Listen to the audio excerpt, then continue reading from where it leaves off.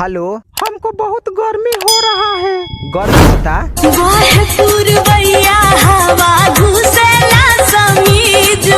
तो हवा तो सबे के लागेला।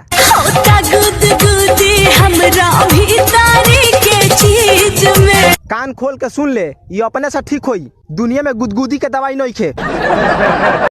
होय पूजा, होय कहा रे? एगो चुम्मा दो ना। कैसा लगल हो? भाग जना तो ऊपर नीचे लाल कर देम। हे भगवान, एक वायरस के डर से चारों तरफ पाबंदी लगा हुआ है और भूख भी है। कुछ ऐसा चीज दीजिए कि मैं खा भी लूं और पैसा भी खर्च ना हो। एक चौपल। सरकार से मेरा यही मांग है कि क्रीम पाउडर के अलावा बवासीर खुजली का भी प्रचार लड़की करेगी बस।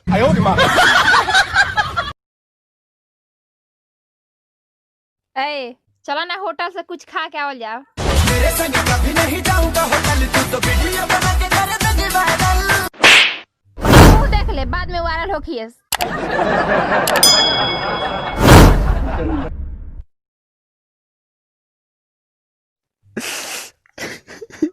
काहे रोवा तारा हो? अब हम घरे ना रहे। हाँ त का करब? चलो भागी चलो गोरी। हाँ जरूर तीन मोहनिया पर तोर मौसा खाड़ा बालो। 92 हेलो, आ बेर बेर फोन कर तारा।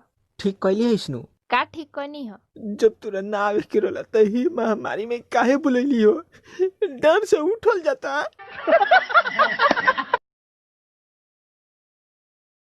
मन पर कैसे आके गुड मॉर्निंग जी। ओकर तबीयत खराब बा त काहे ना कहीं इलाज करावत। माने हम बैठल बानी। साला कौन ऐसन हॉस्पिटल बा जहां हम एकरा के ना देखैले होखेम? ले जा पटना देखाओ। पटना? अच्छा, अगर रोजी ठीक ना होई नु तो सीधा पोस्टमार्टम कराएम।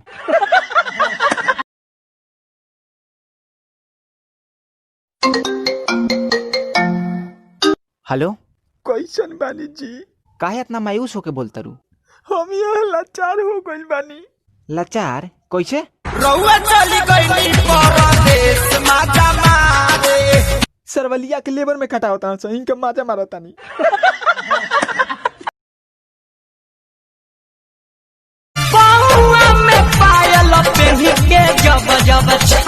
मतलब हद बा, कहतानी कि हम फोन करतानी। हाँ सुनी। का सुनी? हमरा ओंगी लागता। अही लगत तो जाई मुँह चियार के सूत रही। बाकी रतिये के जे फोनवा फिर से बिजी बतावलस तो फोनवा में घुस के वैसन मारम कि दिमाग के तार चली उधिया।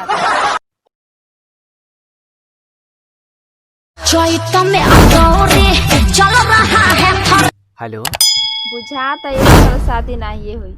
काहे ना हुई? पापा कहत हुन कि ओ दिने बारात जाई। हाँ त कह देम पापा जी से के हुआ जयमाला होखे के चाही। ठीक बा।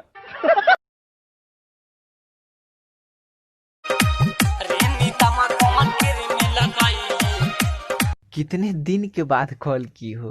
3 मई के लॉकडाउन हट जाई। हाँ तो हमार शादी हो जाई, अपन ध्यान रख ली हो।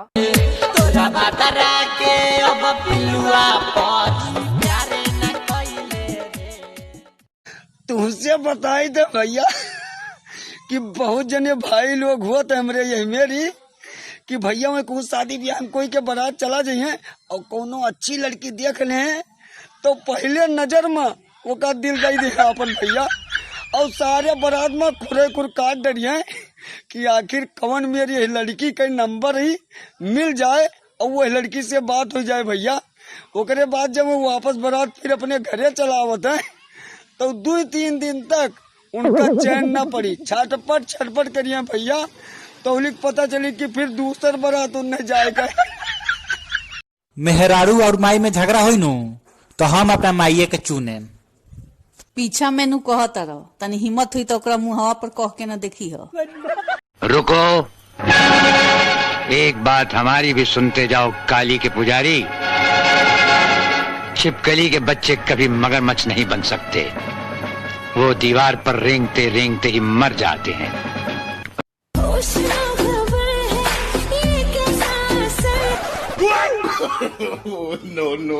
बदतमीज लड़की छेड़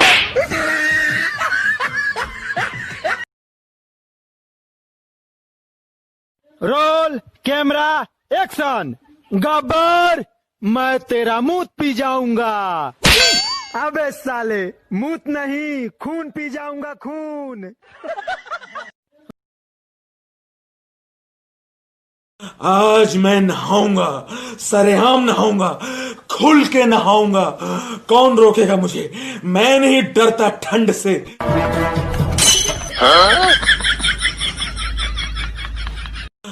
जानू बोला ना। चर चर कोरी चर पैया मतलब आई सुहाग रात जहिया तारा कुछ भइल बा का? देवा मुचकाई करी हैया ए बालम नाखरा बंद कर, बुझाइलू? वोट गिरावे जाता नहीं, हट।